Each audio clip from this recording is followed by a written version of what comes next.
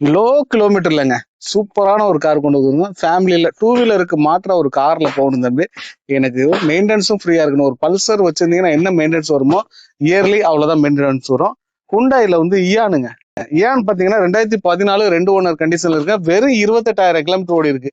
28,000 kilometre ஓடி இருந்தாலும் வண்டியுடைய குவாலிட்டி வந்து நேரில் வந்து பாருங்க. ஒயிட் கலரு, டயர் பேன்லாம் நல்லா இருக்கு. உங்களுக்கு சின்ன கலர் டிஸ்பிளே போட்டிருக்காங்க. ஃப்ரண்ட் ரெண்டும் பவர் விண்டோ வந்துருது. பேக்ல மேனுவல் ஒன்று தான். ஏசி குவாலிட்டியா இருக்குங்க.